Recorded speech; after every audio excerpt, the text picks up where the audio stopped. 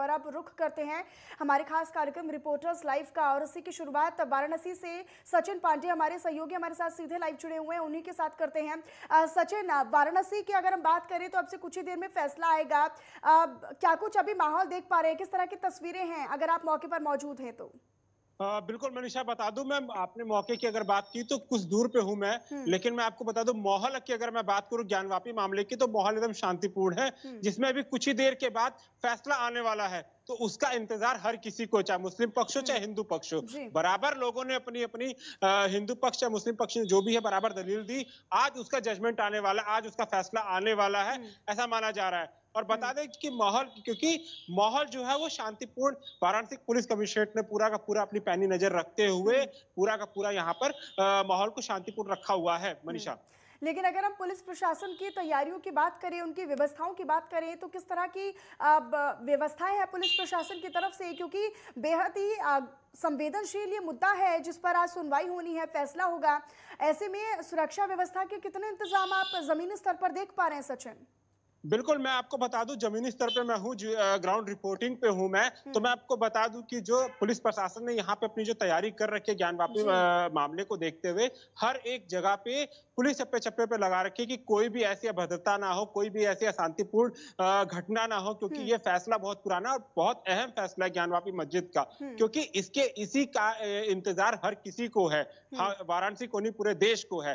देश की पूरी नजर इस समय ज्ञानवापी मस्जिद पे और वाराणसी पे टिकी हुई है, क्योंकि ये मुद्दा इसमें मैं ये कहूं कि राजनीतिक अगर कोई वो है तो इसमें ऐसा कुछ भी नहीं है। जो यहाँ पे वाराणसी के जो लोग हैं उनको भी इसका इंतजार है कि ये मसला कब खत्म होगा, क्योंकि ये बहुत पुराना मनीषा मामला हो चुका है। और जैसा कि सर्वे में जैसा कि रोक हुई थी शुक्रवार के दिन में, कि बराबर रोका गया था, जो कोर्ट से टीम आई हुई थी, कोर्ट कमिश्नरेट को जो हटाने की मांग बार बार मुस्लिम पक्ष अपील कर रहा था, उसमें भी एक बहुत अहम फैसला आ जाएगा मनीषा। लेकिन जिस तरीके से हमने देखा कि बीते रोज मुस्लिम पक्ष की तरफ से लगातार इसके खिलाफ में देखा गया, उनकी तरफ से नारेबाजी भी की गई, क्या आज भी इस तरह का कोई तस्वीर सामने आ रही है? क्या इस तरह की कोई नारेबाजी या फिर विरोध बढ़ता हुआ नजर आ रहा है किसी तरह का सचिन? मनीषा, देखिए, हम बता दें आपको कि अभी ऐसा कुछ भी माहौल पैदा नहीं हुआ है। अब धीरे धीरे सबको इंतजार है कब जजमेंट आ जाए और कब इसके निर्णय आ जाए, उसके बाद जैसा भी होगा। लेकिन पुलिस प्रशासन ने अपनी पूरी की चाक चौबंद के साथ पूरी फोर्स लगा रखी है। पुलिस कमिश्नरेट ने वाराणसी के जिला अधिकारी जो है कौशल राज शर्मा और वाराणसी के जो कमिश्नर ए छत्तीसगढ़ से पूरी की पूरी अपनी फोर्स लगा रखी है। ज्ञानवापी मस्जिद हो चाहे कचहरी हो, वहां पे पूरी भारी तादाद में पुलिस प्रशासन लगी हुई है मनीषा। कोई भी ऐसी शांतिपूर्ण घटना होने की कोई ऐसे चांसेस है नहीं। ठीक, लेकिन सचिन देखिए, ऐसी जानकारी बीते रोज मिल रही थी कि 12 बजे तक फैसला आएगा या उससे थोड़ा सा डिले हो सकता है, लेकिन अब 12:30 बजे भी अभी तक फैसला नहीं आ पाया है। डिले का कारण क्या कुछ माना जाए? क्या और कितनी देर पूरे फैसले को आने में लग सकती है? देखिए मनीषा, ये मामला थोड़ा गंभीर कह दूं तो कोई गलत नहीं होगा। इसी के लिए इसमें, क्योंकि जब याचिका दायर होती है, दोनों पक्ष के वकील होते हैं, वो बराबर बहस करते हैं, उसके बाद जज जो सुनते हैं उसके बाद ही उसके फैसले का निर्णय लिया जाता है। तो जरूर इसके लिए विलंब हो रहा है, लेकिन जो होगा आधा से 1 घंटा कहूं तो गलत नहीं होगा। उसके अंदर में जजमेंट इसकी आ जाएगी, जिसको सबको इंतजार है, पूरे देश को इंतजार है ज्ञानवापी मस्जिद के जजमेंट का, और बनारस की जनता को भी है। क्योंकि बनारस की जनता को इसलिए है क्योंकि देश के प्रधानमंत्री का संसदीय क्षेत्र भी है, और एक ये बहुत बड़ा अहम मुद्दा है जिसको बहुत सालों से चला आ रहा है। तो ये एक बहुत महत्वपूर्ण हिस्सा है और महत्वपूर्ण जजमेंट होगा इस बार जो ज्ञानवापी मस्जिद का होगा मनीषा।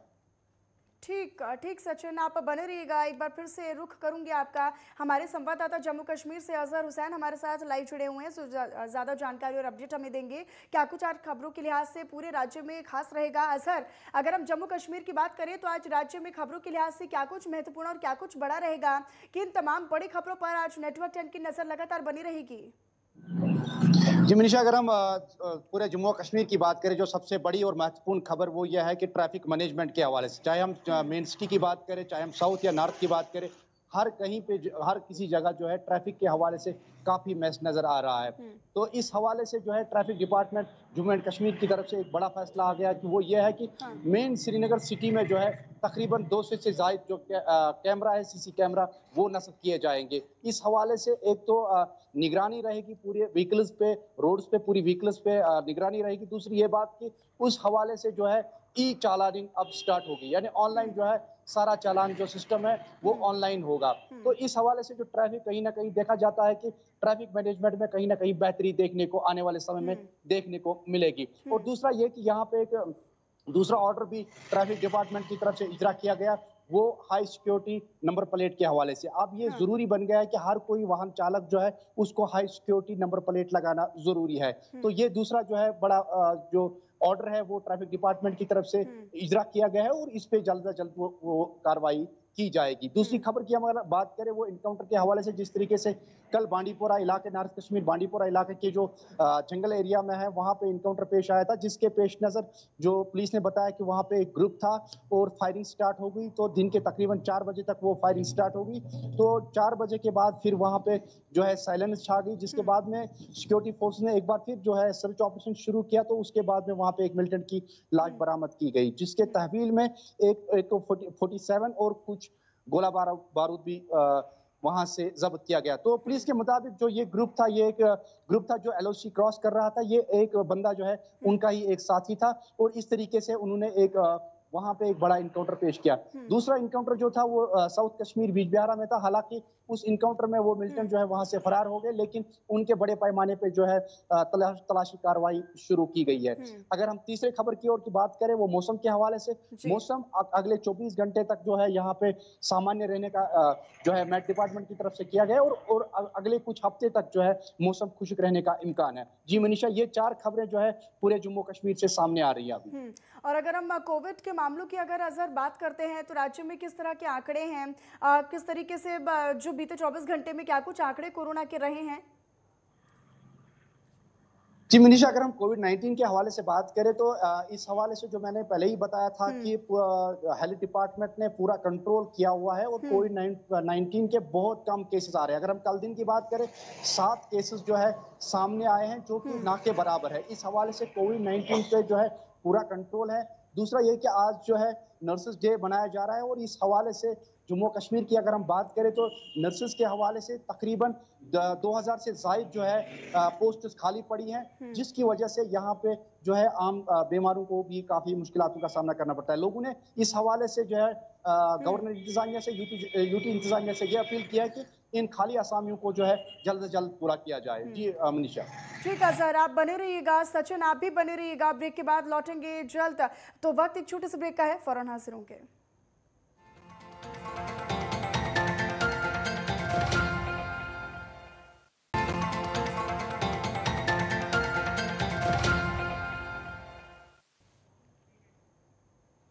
और चलिए एक बार फिर से आप सभी का ब्रेक के बाद स्वागत है और एक बार फिर से रुख कर लेते हैं रिपोर्टर्स लाइव में। हमारे संवाददाता हमारे साथ अलग अलग जगहों से हमारे साथ जुड़े हुए हैं।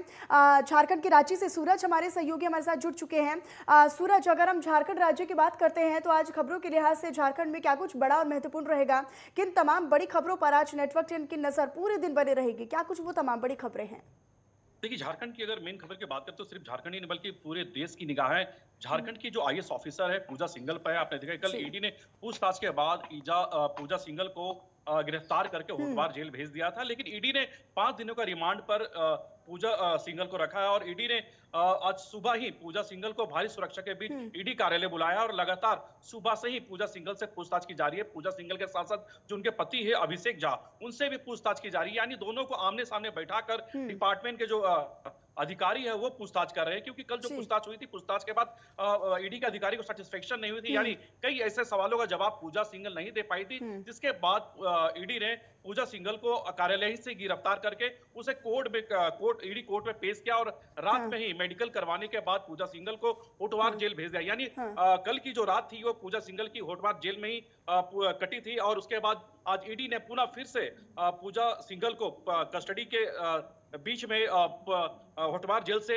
ईडी कार्यालय बुलाया है और लगातार सुबह से ही पूछताछ की जा रही है। फिलहाल अगर पूजा सिंघल के सीए की बात करें, जिनके घर से करोड़ों रुपए बरामद हुए थे, पूजा सिंघल के सीए की जो रिमांड की जो अवधि थी वो आज खत्म हो चुकी है। फिलहाल पूजा सिंघल के जो सीए है सुमन सिंह, उसे ईडी कोर्ट में फिलहाल पेश किया गया और कयास ये भी लगाया जा रहा कि और 5 दिन का ईडी उसे रिमांड पर ले सकती है। तो कुल मिला के कहा जा सकता है कि किस तरह से आपने देखा कि झारखंड की जो राजनीति है वो एक अलग ही यहाँ पे बयान कर रही है कि आपने देखा कि मुख्यमंत्री का जो बयान था इस तमाम मामलों पर मुख्यमंत्री ने साफ कहा कि जो जैसा लोग करेंगे उसे कहीं ना कहीं कानून सजा जरूर देगी। तो जाहिर तौर पर कहीं ना कहीं इस तरह के जो मामले हैं इससे लगातार ये साफ जाहिर हो रहा है कि ईडी की जो शिकंजा है जो भ्रष्ट अधिकारियों पर है उससे लगातार यहाँ पे अपने कब्जे में लेता दिख रहा है। लेकिन सबसे बड़ी बात है कि पूछताछ के बाद ऐसे कुछ और साक्ष्य हाथ लगे। आपने देखा कि पूजा सिंघल के मामले पे रांची नहीं बल्कि कोलकाता में भी कई ठिकानों पे रेड मारा गया। जो पूजा सिंघल के जो करीबी है जो अभिजीत कंस्ट्रक्शन जो ब्लैक मनी को व्हाइट मनी क्या करता था उनके दफ्तर में भी कोलकाता में रेड मारी गई और कई कागजात ऐसे कई महत्वपूर्ण सबूत हाथ लगे जिसके तहत पूजा सिंघल की जो मुश्किलें हैं और भी बढ़ सकती है। जी लेकिन अगर सूरज हम पूजा सिंघल की बात करते हैं तो कहीं ना कहीं सरकारों पर भी तो सवाली निशान खड़े होते हैं कि आखिरकार किस सरकार के कार्यकाल के दौरान इतना बड़ा घोटाला किया गया, इतना बड़ा भ्रष्टाचार की उनके अगर हम कैश की ही बात करें तो 19 करोड़ तो उनके घर से कैश मिला, लेकिन अब जाकर ये कार्रवाई हुई है। अब से पहले इस बात को संज्ञान में नहीं लिया गया। और ना केवल पूजा सिंघल की बात सूरज, बल्कि ऐसे तो और तमाम अधिकारी भी रहे होंगे राज्य में जिनको कहीं ना कहीं अब उन पर भी नजर बनाने की जरूरत रहेगी, उन पर भी कहीं ना कहीं जो कार्रवाई है वो होनी चाहिए। देखिए पूजा सिंघल पर मनी लॉन्ड्रिंग का मामला दर्ज है और सबसे बड़ी बात है कि पूजा सिंघल जब खूंटी जिले में उपायुक्त थे तो उस समय 8 करोड़ का मनरेगा का घोटाला हुआ, जिसमें पूजा सिंघल का नाम सबसे ऊपर था। तो कहीं ना कहीं तमाम जो मामले हैं वो मनरेगा घोटाले से जुड़े हुए हैं और मनी लॉन्ड्रिंग का ये मामला है। जाहिर सी बात, इससे पहले हेमंत सरकार से पहले अगर बीजेपी की सरकार की बात करें तो बीजेपी सरकार यानी रघुवर दास की सरकार में पूजा सिंघल भी कई महत्वपूर्ण पोस्ट पे थी, कई महत्वपूर्ण विभागों की वो सेक्रेटरी हुआ करती थी। उस समय भी कार्रवाई की बात हुई थी, उनके जो मामले है वो विधानसभा में उठा था, लेकिन इस मामले को दबा दिया गया था। यानी कह सकते कि 22 साल के इतिहास में पूजा सिंघल के के ऊपर में कई आरोप लगे, चाहे वो पलामू का डीसी रह चुकी हो या फिर गुमला खूंटी जिले के डीसी रह चुके या फिर अन्य विभागों में वो सेक्रेटरी के तौर पर काबिज हो। ऐसे कई आरोप पूजा सिंघल पर लगे थे, लेकिन फिलहाल जो अभी आरोप लगे हैं और जिसके तहत पूजा सिंघल की गिरफ्तारी हुई है ये सबसे बड़ा सवाल है और ईडी की अब तक की सबसे बड़ी कार्रवाई है। और सबसे महत्वपूर्ण इसमें एक बात यह भी है कि पूजा सिंघल के जो पति हैं अभिषेक झा, उनके ऊपर भी ऐसे कई आरोप लगे हैं। कहा यह जा रहा है कि रांची के बरियातू रोड स्थित 130 करोड़ की लागत से पल्स अस्पताल बनाए गए हैं, जिस अस्पताल का एमडी है पूजा सिंघल के पति अभिषेक झा। फिलहाल वो जो जमीन पर अस्पताल बनी है वो भूमियर जमीन है, यानी वो गैर तरीके से उस जमीन को मोटेशन करवा के उस पर कह सकते कि गैर तरीके से वहां पर हॉस्पिटल बनाया गया और कई कंपनियों में गैर तरीके से निवेश भी उनके द्वारा किया गया है। ऐसी भी जानकारी मिल रही है कि कहीं ना कहीं फर्जी कंपनियों का जो निर्माण था वो भी किया गया है, जिसमें कहीं ना कहीं जो उनका ब्लैक मनी है वो व्हाइट मनी में कन्वर्ट हो सके। सूरज आप बने रहिएगा, लौटूंगी आपके पास। विवेक रंजन बिहार से हमारे सहयोगी हमारे साथ सीधे लाइव जुड़ चुके हैं। बिहार की अगर विवेक बात करें तो बिहार में आज खबरों के लिहाज से क्या कुछ बड़ा और महत्वपूर्ण रहेगा? जी बिल्कुल मनीषा, बात कर ली जाए तो बिहार को लेकर जिस तरीके से कल बिहार के जो बड़े सरकारी दफ्तर जो कहे जाते हैं विश्वेश्वरैया भवन, उनमें सारे दफ्तर चाहे भवन निर्माण विभाग की बात कर लिया जाए, ग्रामीण विकास विभाग की बात कर लिया, चाहे और भी प्रशासनिक विभाग के वो सारे बड़े दफ्तर है, उसमें 17 घंटे तक आग लगी रही। लेकिन जो बता दी फायर ब्रिगेड की टीम कई 50 ज्यादा लोग पहुंचे, लेकिन आग पर जो बता दें कि 17 घंटे के बाद काबू कर ली गई, जिसके बाद मुख्यमंत्री को भी जाना पड़ा। मुख्यमंत्री भी अचानक शाम में जाकर वहां निरीक्षण किया। अब उसके बाद मुख्यमंत्री ने कमेटी बैठा दी है कि उसके जांच के लिए, अब जांच के लिए कमेटी बैठाई है, जहां विपक्ष है, विपक्ष अब सरकार पे सवाल खड़ा कर रही है कि अपनी सरकार राज्य छिपाने के लिए सारे फाइलें वहां पे जला दी गई। बता दें कि वो पुराने दफ्तर है सर विश्वेश्वरैया भवन, उसमें भवन निर्माण चाहिए, बता देते ग्रामीण विकास विभाग के कई फाइलें रखे हुए थे, सारे फाइलें ध्वस्त हो गई, तो वहाँ कई करोड़ों की संपत्ति वहाँ नुकसान हुई है। नीचे में बात कर लिया तो सबसे नीचे ही एक SBI का बैंक है, भी उस बैंक में भी थोड़ा नुकसान हुई है। अब ऐसे में लेकर सरकार के ऊपर सवाल खड़ा कर रहे विपक्ष की सरकार अचानक ये 17 घंटे तक जलती रही तो समझिए कि वहाँ पे सारा पूरे खाक हो गई है। वहीं अब जो विश्वेश्वरैया भवन के जो दिशा निर्देश जारी किया गया है, जो वहाँ पे जो तमाम कर्मचारी काम करते थे कर्मचारियों के लिए दिशा निर्देश जारी किया गया कि वो 2 दिन तक नहीं आएंगे कार्यालय, क्योंकि अभी जो वहाँ पे है अफरा तफरी का माहौल है और जो सारे जो बिल्डिंग का जो अलग अलग पार्ट है जो टूट के ध्वस्त हो गई है, क्योंकि बिल्डिंग से सटे जितने बोर्डिंग था बुलडोजर तोड़कर उसको आग पे काबू कर लिया गया। जैसा 17 घंटे के बाद अब लेकर जो विपक्ष घेर रही है सरकार को कि सरकार अपनी नाकामी छिपाने के लिए फाइलों को जला दी है। दूसरी खबर की बात कर ली जाए, जिस तरीके से जातीय जनगणना को लेकर बिहार में सियासत तेजस्वी की जातीय जनगणना को लेकर क्या होगा। तेजस्वी यादव ने पहले ही डेलीगेशन दिया था कि अगर राय सहमति जब पैदल यात्रा करेंगे। ऐसे में लेकर बता दें कि कल तेजस्वी यादव और नीतीश कुमार के बंद कमरे में मुलाकात हुई, करीब 1 घंटे तक मुलाकात हुई है और 1 घंटे के बाद ये रही है कि जातीय जनगणना पे के दोनों का जो राय सहमति है दोनों का सेम ही है। वहीं बीजेपी अब सवाल खड़ा कर रही है कि जिस तरीके से देश में जनसंख्या बढ़ रही है उस पर नियंत्रण के लिए कानून के लिए ये लोग क्यों विरोध कर रहे हैं, जातीय जनगणना के पे विरोध कर रहे हैं। बता दें कि जिस तरीके से बिहार में जो सियासत चल रही है कि जातीय जनगणना को लेकर एक तरफ से देखा कि मुख्यमंत्री के साथ भी मुलाकातें होती थी, तो उस समय मुख्यमंत्री के करीब जो तकरीबन जो करीबी मंत्री रहते हैं, चाहे विजय कुमार चौधरी बात कर लिया, तो और भी मंत्री उनके साथ जल संसाधन मंत्री संजय झा रहते थे। लेकिन कल मुख्यमंत्री को जो उनके अकेले लौटूंगी आपके पास, बने रहिएगा। और ये बेहद ही संवेदनशील और गंभीर मामला भी है कि जातीय जनगणना को लेकर हालांकि जो पक्ष विपक्ष है दोनों एक सुर में भी नजर आ रहे हैं और देखना होगा कि आखिरकार सरकार जो है वो इस पर क्या कुछ फैसला लेती है। लेकिन अजहर, अगर हम जम्मू कश्मीर की बात करते हैं तो सीबीआई ने जम्मू कश्मीर का बैंक भवन खरीद मामले में 8 ठिकानों पर भी जो अपनी छापेमारी थी, रेड की थी, उस मामले में अभी क्या कुछ ताजा जानकारी और अपडेट है आपके पास? जी मनीषा, सवाल एक बार फिर आप दोहराएंगे? मैं जी बिल्कुल, मेरा सवाल आपसे अजहर यही था कि सीबीआई ने जम्मू कश्मीर बैंक भवन खरीद मामले में 8 जगहों पर छापेमारी की थी और इस छापेमारी में क्या कुछ अभी तक साफ हो पाया है, क्या कुछ निकल पाया है, क्या कुछ ताजा जानकारी और अपडेट आपके पास? जी मनीषा, अगर हम जम्मू कश्मीर बैंक की बात करें तो ये बहुत बार जो है विवादों में पड़ा है, चाहे हम इसमें जो है नौकरी के हवाले से बात करें या आज के इस डेट के छापेमारी के हवाले से बात करें। लेकिन अभी जो है इंतजामिया ने कुछ ऐसे छापे मारे हैं, इनके हाथों में कुछ सबूत लगे हैं और बड़ी कार्रवाई है बन के सामने आ रही है। तो कहीं ना कहीं इसमें जो है बड़े लोगों का भी हाथ है कि इन्होंने वहां पे जो है काफी बड़ी लॉन्ड्रिंग या और कुछ बाकी जो घपले किए हैं। तो ये एक ही बार नहीं हुआ, ये बार बार हुआ है जम्मू कश्मीर बैंक में, चाहे हम तकरीरों के हवाले से, नौकरियों के हवाले से बात करें या किसी और, ये बार बार विवादों में रहा है। हालांकि पिछले कई एक साल से जो है वहां पे चेयरमैन के खिलाफ भी, जो जम्मू कश्मीर बैंक का चेयरमैन था उसके खिलाफ भी जो है केस दर्ज किया गया था, उसको भी हिरासत में लिया गया था, उसके ऊपर भी केस चल रहा था।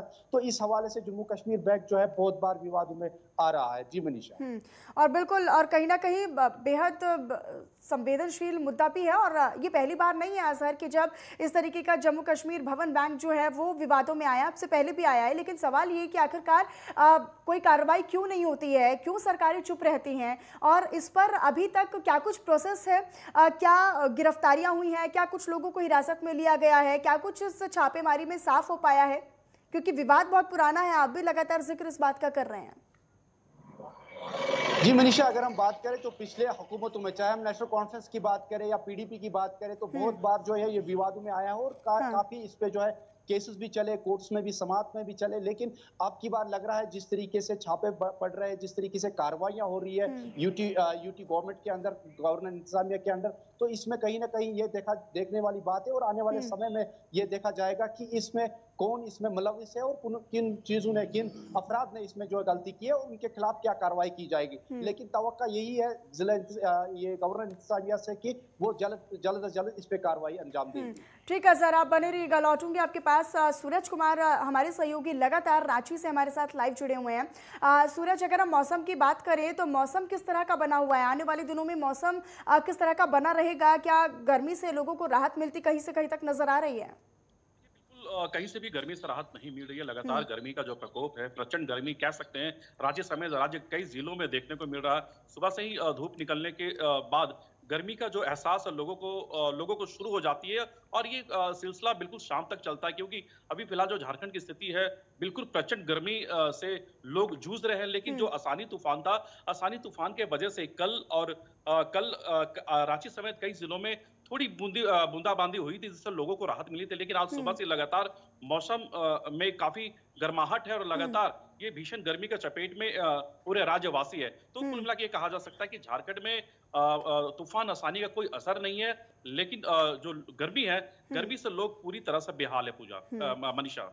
ठीक सूरज, बहुत शुक्रिया आपका इस तमाम जानकारी और अपडेट के लिए। आगे भी आपसे जानकारी लेते रहेंगे। अजहर, आपका भी बहुत शुक्रिया इस तमाम जानकारी और अपडेट के लिए। और विवेक, आप भी हमारे साथ जुड़े, आपने भी ताज़ा जानकारी और अपडेट्स हमारे दर्शकों को दी। आपका भी बहुत शुक्रिया और धन्यवाद इस तमाम जानकारी और अपडेट के लिए। और चलिए फिलहाल इसी खबरों के साथ, तमाम बड़ी खबरों के साथ इस बुलेटिन में इतना ही। आप बने रहिएगा नेटवर्क 10 के साथ। जय हिंद।